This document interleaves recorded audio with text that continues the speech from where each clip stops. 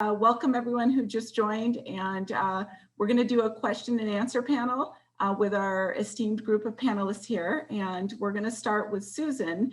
And what led you to make this film, Susan, and what are you most proud of about the film?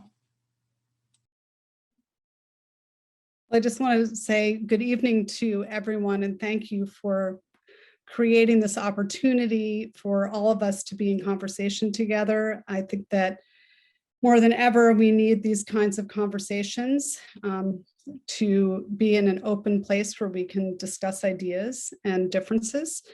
I decided to make this film, one, because we were in the midst of COVID, and I actually, I'm part of a film company and I'm usually involved in feature films, and I've done a lot of short format films on my own.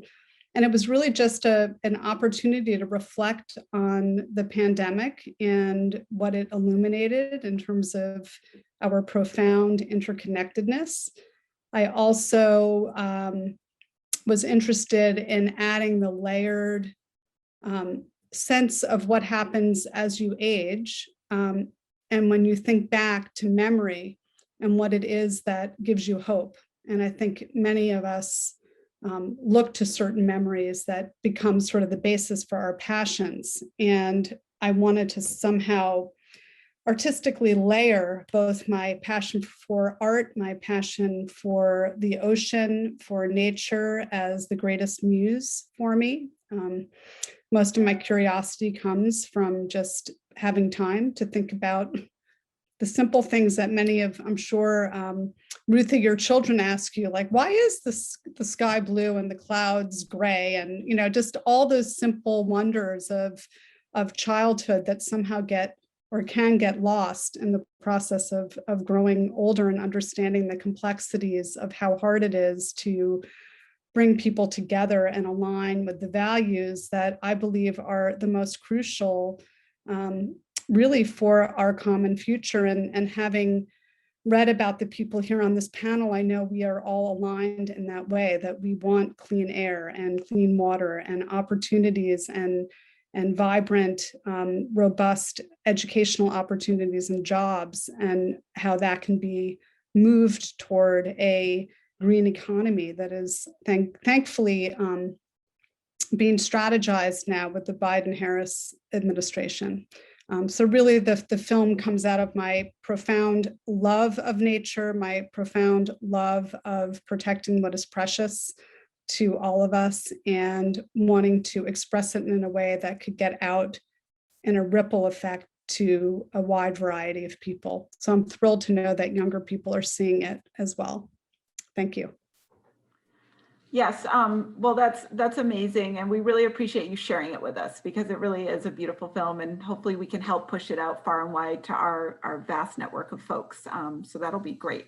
And then I didn't actually take a minute to introduce Susan, and most of you probably do know her, but just very briefly, she's, as I mentioned earlier, she is an award-winning documentary filmmaker, an artist, and a conservationist. She's also founder of Musings, a digital magazine that showcases responsible innovation and provides inspiration and action for a better world.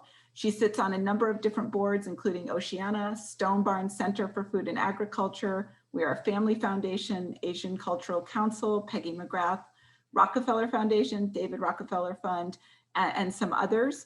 And she's also the principal of a film company where she executive and co-produces a number of films, including 20 acclaimed films, and that have aired on HBO, PBS, and Discovery. And sort of one of my favorite parts about Susan's bio, there's more, but just in the interest of time, was that you're a beekeeper in the Hudson Valley, because A, I love bees, but B, I also grew up in upstate New York. So that I was really, I like that.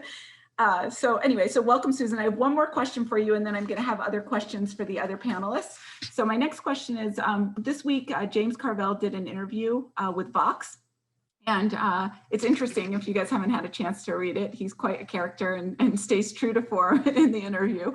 But what he says is very interesting. And one of the things he said was, do you realize that climate is the only major social or political movement that I could think of that refuses to use emotion? Where's the identifiable song? Where's the bumper sticker? Where's the slogan? Where's the flag? Where's the logo? And this film offers candidates some candidates for those, those things, the flag, the logo, the bumper sticker, the identifiable song, the emotion in particular for me was what resonated. And if you had to choose, Susan, just one image and one comment from all of those in the film that you think people would remember and most be moved by, which one would you pick, or what would you pick? Oh, that's such a fantastic question.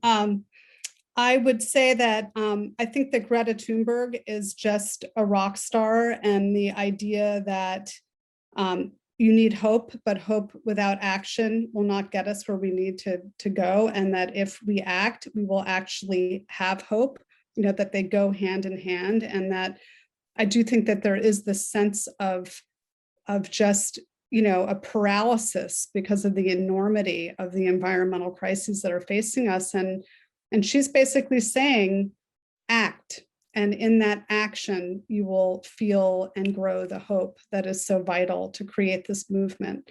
And I do think we need to bring the arts, we need to bring song, we need to bring dance, we need to bring all of that into the conversation about climate change, because I do feel that even the Sustainable Development Goals are very scientifically oriented in terms of their evaluative lens in understanding what's at stake.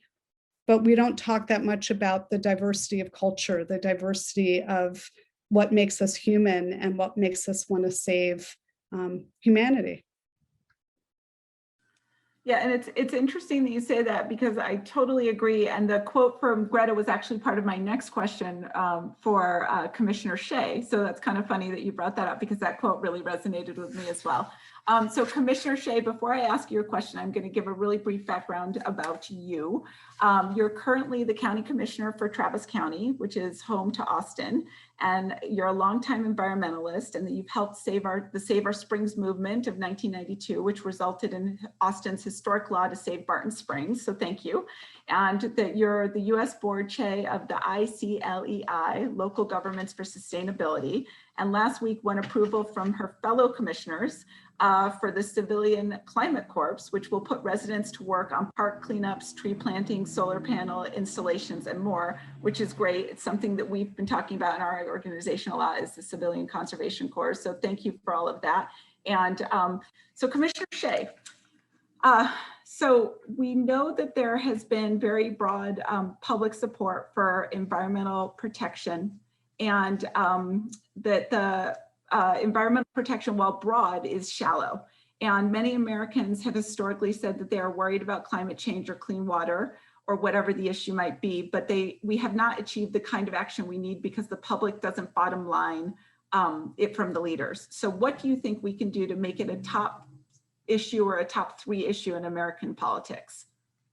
Well, thank you for having me, by the way, and really a wonderful film, Susan. It was lovely, and I love the quote from the Talmud as well. I worked as a journal. I'm a former journalist, and I used to believe that if you gave people information, you could educate them, and they would, believe it and change their ways. And when I came to Texas in 1988, inspired by James Hansen's testimony to Congress about climate change, I kept confronting this brick wall of people who were in complete denial about climate change. And they argued the science, and they argued the data, and they even accused the scientists of being on the take, which is like, what? Do you know these scientists? They're not making money off this. And I finally had an epiphany, which was that I feel we haven't been doing enough to prepare people for the harm of climate change. And the window is largely closed on stopping it completely. So we've got to prepare our populations. And it's a totally different conversation than if you ask them if they believe the science about how our actions are creating this blanket of pollution and causing climate change. It's a very different conversation if you ask people, do you think your leaders should do what they can within limits to try and help you and your family and your neighbors and your loved ones try and minimize the harm from floods and wildfires and tornadoes and extreme weather, extreme and deadly weather. And even the most ardent climate deniers, because I've had these conversations with them, will say, well, yeah, of course. And I say, perfect. Let's skip the pointless debate about whether or not it's happening or what's causing it. And let's focus on what we need to do to try and minimize the harm to you. And oh, by the way, it's going to be really expensive. And right now you're picking up the entire bill. And do you think that's fair? Or do you think the companies that are causing this should pay their fair share? So that's another really interesting conversation to have. But I think that's part of what we have to do is figure out what it is that that people care about or understand about climate change. And I think the biggest piece of it is the personal harm to them. And I think when we bring that home to people, it's a totally different conversation than do you believe the science, or do you think the scientists are being paid off, or whatever crazy idea people come up with. So it's a very different conversation when it's personal and it's your safety, your family's safety, your loved one's safety. And so that's what I've focused on. And it's worked. Yeah, no, I think that makes sense, because when people can personally feel it, then it makes a big difference in how they're going to treat it and what they're going to do about it. And one thing that we really focus on, the Environment Texas, Wisconsin Environment, our national groups, and our other state organizations in the Public Interest Network, is really trying to build a strong public support for or against an issue and really try and win hearts and minds. So we try and lift issues like climate change and the other issues above partisan politics and really do exactly what you were saying. And hopefully if we're all working on it together, we can move forward and really try and achieve change. So thank you for that. Okay, so I apologize. It was actually Representative Balday who my hope question was for. I mean, all of these questions and what we're talking about do involve hope and looking towards the future and trying to make change. But so Representative Balday, very briefly, I'm going to introduce you. Representative Balday is a member of the Wisconsin State Assembly, representing the 48th Assembly District, comprising the northeastern half of the city of Madison, Wisconsin. And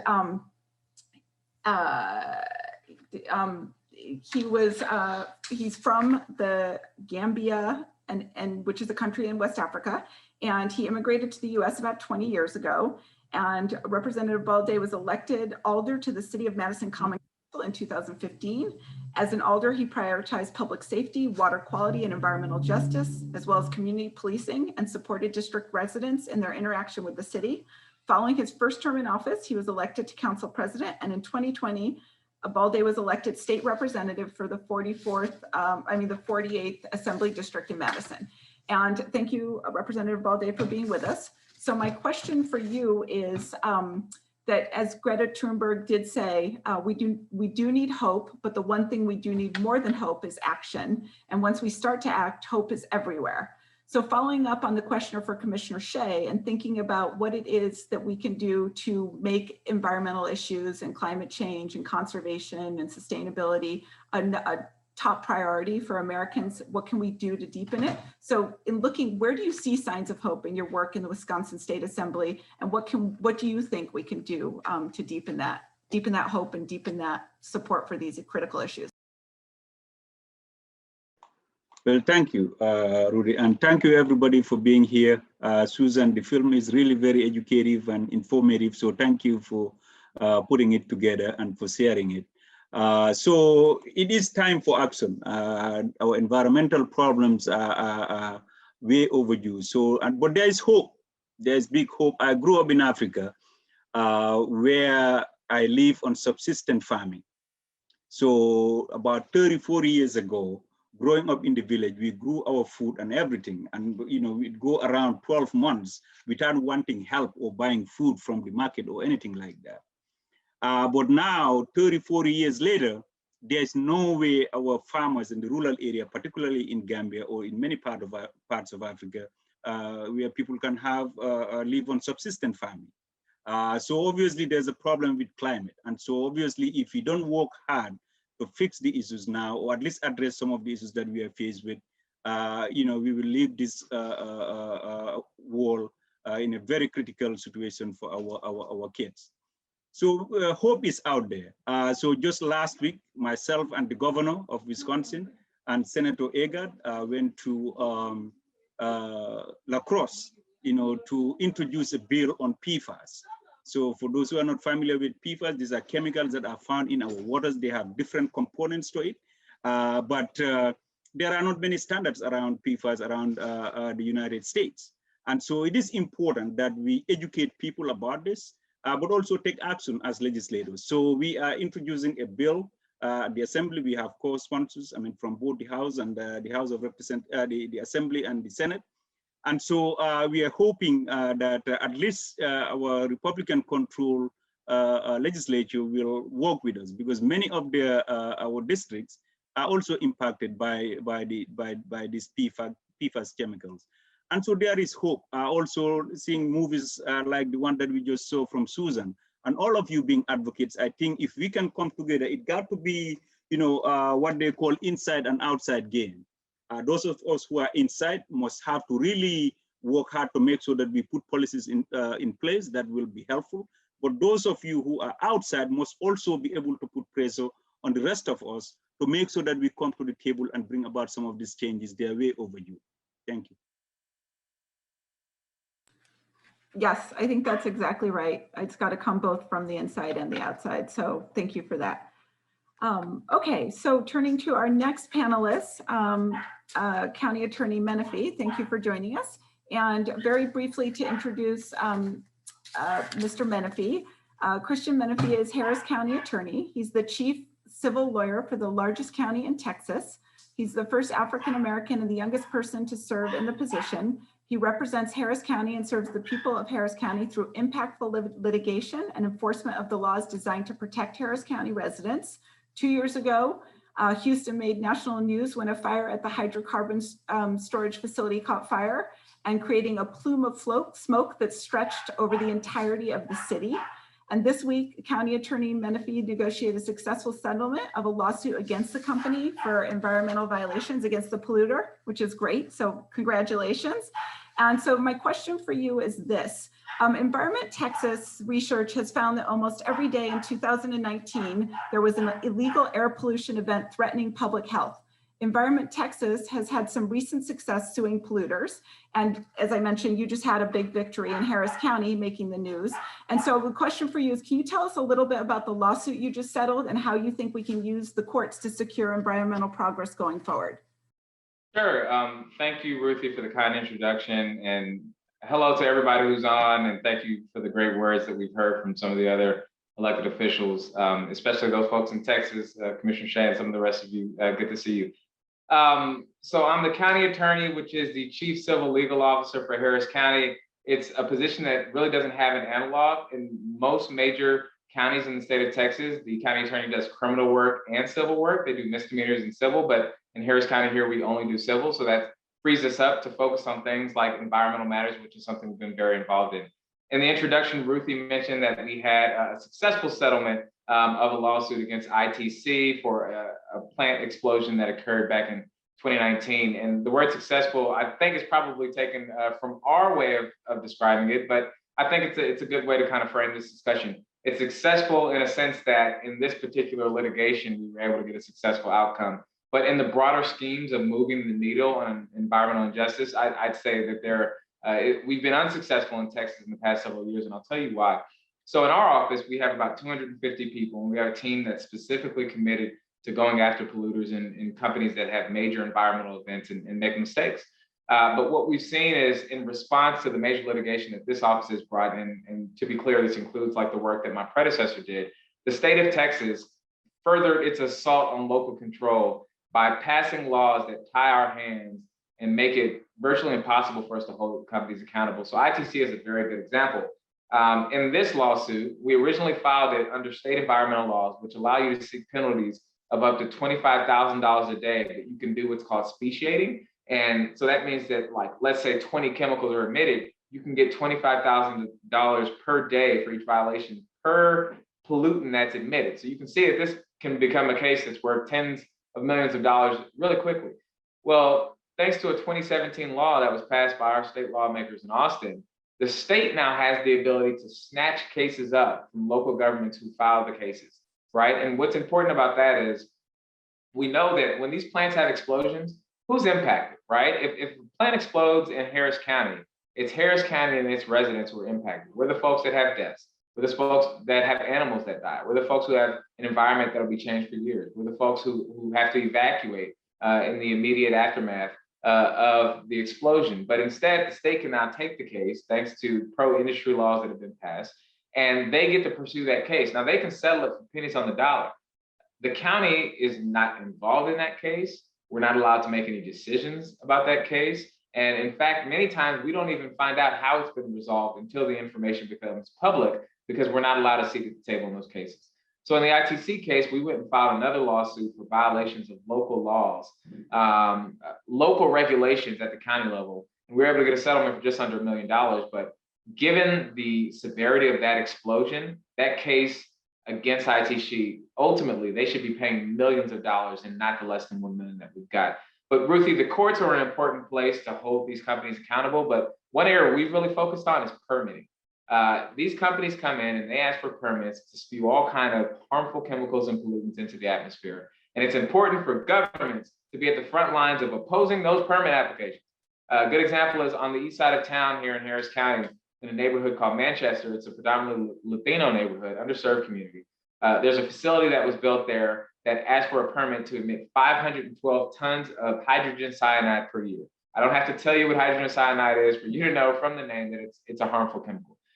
We opposed their permit. We were able to negotiate them down to agree to an 80% decrease per year in emissions of that chemical. And we got them to contribute a six-figure sum to a community fund to be used for people in the area who were impacted. So it's our operation. We try to be a soup to nuts deal. The courts are an important place, but in many instances, Ruthie, by the time you're in the courts, it's too late. The major event has already happened and people are already hurt. Yeah, so no, I love that you guys are focused on both aspects of it. I think that's really important and sometimes gets missed. And so I'm thank you, and I'm glad that you guys are on it. Okay, so next I have a question for Council Member Greger. And briefly, for those joining, Council Member Greger is a member of the City Council in Eau Claire, Wisconsin, a city of 68,000 people in the west central part of the state. He was elected in 2018, re-elected in 2021, and serves on the Plan Commission and the Transit Commission. For his day job, Jeremy works as Wisconsin outreach consultant for the National Wildlife Federation to advance federal climate and energy priorities, and volunteers on the executive boards for several local nonprofit transportation advocacy organizations, including Bike Chippewa Valley and the Chippewa Valley Transit Alliance. So welcome, Council Member Greger. Thank you for being here. And our question for you is, Wisconsin had the nation on edge during the election and last year, and it's been purple for some times, flipping back and forth depending on the election cycle. And so it does seem like politics are still not as highly polarized maybe, but still quite polarized at the federal level, and that there may be less polarization at the city and county level. What is your experience with that? Is that right? And have you been able to work across the aisle and maybe give us an example there? Sure. Thank you so much, Ruthie. And thank you again, Susan, for your film and the inspiration I'm getting for all of you here. Yeah, we're in a swing part of a swing state up in Eau Claire, Wisconsin, and I don't really feel that it's changing. I do think, there does tend to be some more polarization between urban and rural in Wisconsin. So, Eau Claire is most of the population of our county. So, as soon as, so I don't necessarily, work with a lot of folks who live in rural areas because I don't represent a rural area. But one of the things that I think we've been challenging ourselves to do, whether that be working on, environmental issues or issues of justice and policing, is how do we reach out to those more rural areas in our part of the state and work on the county level in addition to the city level, because that can reach that can help bridge that urban and rural divide. So our city has passed 100% renewable energy goal by the year 2050, and we quickly encourage the county to join us. And that brings up issues of how, folks in rural areas who tend to be more conservative, at least in Wisconsin, can have a seat at the table for the solutions and make sure that, the issues that they face are addressed, and the jobs that they need are part of the benefits that come along with addressing climate change. And, we included the county joined that 100% goal. The school district joined that 100% goal, the University of Wisconsin, Eau Claire, and then now we're reaching out, working with the city of Menominee, which is a city of about 17,000 people to the west of us in a county of 40,000 people. And they've joined the 100% goal, and Dunn County is going to be joining hopefully in the matter of months. So we found that those are really positive like goals, and like, it kind of gives people hope. And that's part of what we've been talking about today. And then we've created a renewable energy action plan, and that's the action, like how can we get people behind planning for the future, and, organizing each other around, actually meeting these goals. So, we do need help from the state, and it's great to have a legislator with us. And, we've been talking about our state budget. I was out on Earth Day last week, out in front of our Joint Finance Committee hearing on the state budget in Menominee. And I was able to make that whole connection that I just talked about, of that local 100% renewable energy goal, talking about, the responsibility of the state, to help, cities with the planning efforts that they need to make, or address those local pollution issues like PFAS. And then, of course, we have some great opportunities on the national level right now, where last night, President Biden was talking about the American Jobs Plan, and how really the green jobs and, good paying jobs can be a part of the solution to addressing climate change. And then, last week was the Global Climate Leaders Summit. So everything's kind of falling together right now, and we just need to keep making those connections, and think about it on a local to state to national to global level. And I think we'll find the collaboration and inspiration that we need. So thanks a lot for having me. Yeah, thank you. Yeah, no, that's great. And it sort of ties us back into the Community Conversations film tour program and what they're trying to do, and really trying to increase understanding in local communities and build empathy and encourage folks and help bridge the divide. And so, yeah, I think it's great that we're continuing to keep that momentum moving forward, and that you are thinking about rural communities and how to bring them into the conversation in some way. All right, well, City Councilman Worthman, you're next up. So I'm going to give a quick introduction. So Councilmember Worthman grew up on his family's 600-acre organic dairy farm in West Central Wisconsin. He was elected at the age of 25 and has served for 12 years at the Eau Claire City Council, championing issues of affordable housing, living wages, labor rights, and sustainability. He works as a consultant in the Midwest for the Pew Charitable Trusts and focused on federal policy around flood resilience and conservation. And he is also an elected member of the Democratic National Committee from Wisconsin. Andrew and his wife, Carrie, own a home in Eau Claire, Wisconsin, and they have a dog named Abby. So welcome, thank you for being here. And our question to you sort of does tie into what Councilmember Gregor was just talking about. So the film that Susan's beautiful film is about action and solutions. And one promising solution is shifting towards green infrastructure, something we understand that you're a big proponent of. And can you tell us about green infrastructure, and what about, like, how you see green infrastructure, and what about it gives you hope? And then perhaps the part in the film that touched you the most, whether it relates to that or if it was something else, the other aspect. Thank you, Ruthie. And thank you, Susan, for the film. As a beekeeper myself, I think those scenes with the pollinators and having grown up on a organic dairy farm, that connection, I think, to our land, to growing food, to making food, I think are some of the things that are so ingrained in human beings as a way of really understanding the earth. And to me, those are really powerful moments in the film.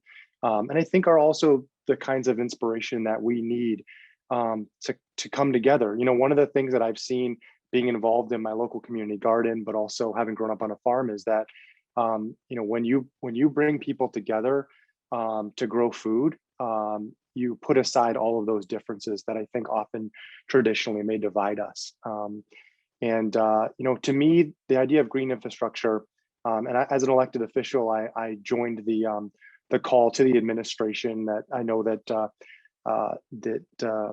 Environment America helped coordinate, but this call to the administration to say that we need to be investing in our future, and we need to be thinking about how do we harness the power of nature to really build our communities. And with my work with the Pew Charitable Trust, that's something that, you know, we've kind of also embraced, this idea that that instead of, you know, sort of hardening and pushing against nature, that there's actually a place for softening our edges, for bringing in, you know, for example, you know, living shorelines and some of the things that help with flood control. You know, those are the kinds of ideas that I think we need to be incorporating. We have erosion problems in the state of Wisconsin. We have these you know, constant threats of flooding. And so to me, green infrastructure really means that we're recognizing the power of nature and we're incorporating it into our communities in a positive and powerful way. You know, I think just going back to that idea that when human beings can come together and really, you know, be in nature and experience that, it's powerful and moving. And I think your film really helps to kind of drive home that idea of hope is found in those around us and in the beauty of nature. Yes, I agree. I thought that was really great. And I think that brings me, I have a quick question for Luke and Megan, and then Susan, I want to come back to you with one last question. We'll close it out, being mindful of time. And if anyone has anything to add at the end, certainly let me know and we can squeeze that in. So one of the folks featured in the film mentioned the art, and I'm paraphrasing because I didn't get the exact quote, but just the art has an emotional and personal component that can make people think and change the world. And that quote was another one that really stuck with me. And so Luke, I'll start with you. Sort of what does that quote mean to you, and what part of the movie, kind of in the work that you do as Director of Environment Texas, sort of what part of the movie really resonated the most with you? Yeah, well, I mean, I think the power of film and images is, you know, inherently moves people, and you know, they're very powerful, particularly the ones on the oceans and just the significant threats to them. In Texas, we're on the Gulf of Mexico, and which is a wonderful place, and you know, full of wildlife, but threatened significantly from overfishing, from plastic pollution, from offshore oil drilling. Of course, people remember the tragic BP Deepwater Horizon spill that the Gulf is still recovering from. And so, you know, I think that's something we know that Texans have a close tie to the Gulf and to our beaches, and really appreciate it. And so that's something that we are working to kind of capture, that public love for the Gulf, and for more solutions to protect it. We were proud to be part of an effort just this year to protect the Flower Garden Banks National Marine Sanctuary. It's basically underwater mountains in the Gulf of Mexico off the coast of Texas and Louisiana that the National Oceanic and Atmospheric Administration declared or expanded 3 times that marine sanctuary. So that was another, you know, working in Texas could be very challenging, and you know, but moments like that give me a lot of hope, and you know, we're eager to get more wins like that. Great, thank you. And Megan, what about you? What does that quote mean to you? And sort of what, given your work with Wisconsin Environment, what bit in the film really struck you the most? Yeah. Well, thank you so much. And thank you everyone for participating in this evening. You know, for me, I think what really I'm coming away with and in the film was just the sense of hope. And I really also like that, you know, just that image of whether it's Greta Thunberg or really any kid who not only, you know, expects us to do things to help the planet and help each other, but is optimistic and wants to be engaged. And I think ultimately that's where most of us come down, right? We want to be connected. We want to be helping to have healthier, happier, cleaner communities for everyone. And I, you know, so, and even just overhearing, you know, I have a 2nd grader and a 6th grader, and they're, you know, they're really optimistic and also frustrated that things aren't better than they could be. And I think for all of us to, you know, have these moments to connect with each other and to think like an 8-year-old about what should be done, and you know, and to work to achieve that. And so I think last night's speech from President Biden also gave me a lot of hope. I'm really excited about, particularly the, this idea of all electric school buses, right? And Jeremy's example of, a school district going 100% renewable. I think where we can connect in Wisconsin with kids especially, and help families and communities provide healthier communities for kids, that's a great starting point for us. And it's really hard to deny, from a political standpoint, that we shouldn't be helping kids breathe easier, have clean water, have a livable climate. So those are some of the things that are kind of coming to mind for me, and all of the just the optimism that comes from your film, Susan. Okay, well, thank you, everyone. And again, thank you. You all have had such amazing insight and comments and tying it back to the film, but also the work that you're doing, and we really appreciate you. So I have one last question for Susan, and if we have time, we can open it up to the whole panel. Or if any of you have a burning question for Susan, I'm happy to, we can take those too. We don't have a lot of time left in our last few minutes. So Susan, there was a quote in sort of the middle part of the film by Gus Speth, who was one of the co-founders of NRDC. And he said, I used to think that the top environmental problems were biodiversity loss, ecosystem collapse, and climate change, but I was wrong. The top environmental problems are selfishness, greed, and apathy. And to deal with these, we need a spiritual and cultural transformation. And so again, there was quite a few quotes throughout the movie that really kind of struck me and stayed with me, but that one was particularly powerful. And at the Public Interest Network, we talk a lot about the post-scarcity world and problems of abundance, and how we really are in such a consumer driven society, and we're just like locusts, just consuming without regard for what happens when we're done. Like there's no way, and we just are a throwaway society. And we have a get the waste out of fashion campaign, which was featured in your film, which I appreciated, because I think a lot of people aren't even aware how much the fact that the fashion industry is the second largest producer of greenhouse gas emissions. So anyway, I wanted to ask you about that quote and sort of the idea of how we really do need to kind of shift the paradigm and shift the way we think about this. And what have you thought about this? And kind of what are your thoughts and how we get to that next step, and kind of really, your film is one step in the right direction. All these people, the folks here tonight with us, our esteemed panelists, are talking about ways we can kind of shift the paradigm. But what are your thoughts about that quote and about how you think we can get to the next level? So, I think a lot about the need for leadership on all levels. We need enlightened leadership on the corporate level.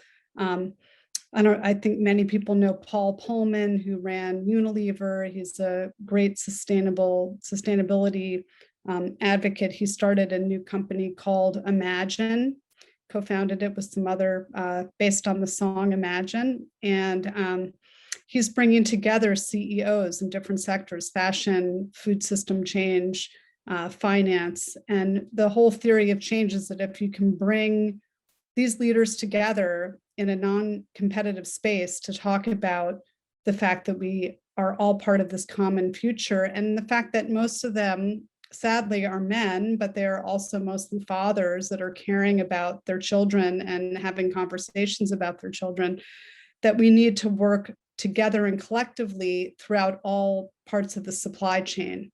So I think that we need leadership in the corporate sector. We need to really sow the seeds of leadership, especially with young people. And I'm so happy to see young people involved in politics. And there's a great group called the Next 50, which is looking to seed different people on local level. I don't know if any of you know about them, but they're really saying that, so much of the change that needs to happen, and I think everybody kind of touched upon this and is doing this work, that if you don't get the policy right, you could be fighting. And we saw what happened in the last 4 years without having science-based moral leadership at the top. And so I think we need a huge sort of shift in understanding that we need to be more in the creative economy.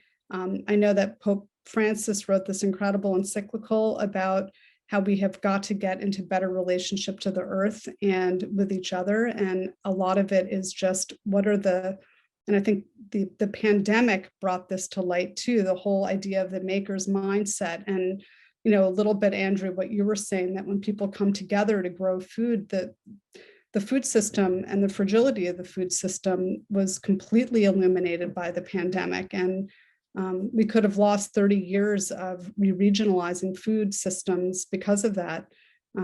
So I think that it's really important to move people to understand that we are all one planet, we are all interconnected.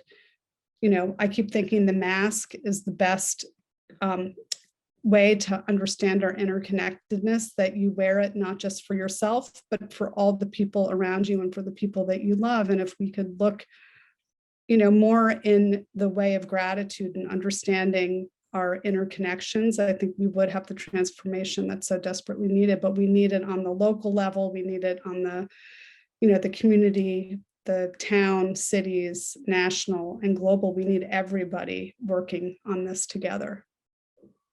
That's why I'm so grateful to be with all of you, because I am so inspired and I'm so hopeful listening to all of you and the work that you're doing. Yeah, no, I think that's right. And I really appreciate those words. And I'm inspired. I was inspired by the film, and now I'm even more inspired by all the good work that you are all doing at the local level and beyond. And so thank you for it. Does anyone have a question for Susan? We have a couple of minutes left and then we're going to wrap up. If anyone has a question for Susan, we can take maybe one or two and then, okay, Commissioner Shea, go for it. Cool question. Can we share your video? Is it available publicly, or do we have to go through certain channels to make it available to the public? You could go through the Film Collaborative and they can send you the link, or you could email me directly.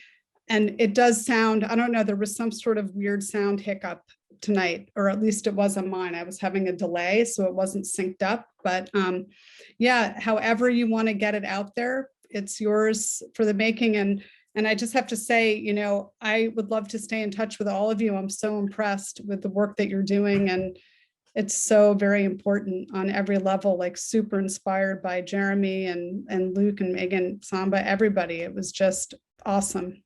And also I have to say, Andrew, as a beekeeper, let's talk bees, but we have Guernsey cows. We have a dairy in upstate New York. So I'd love to talk best practices on organic dairy.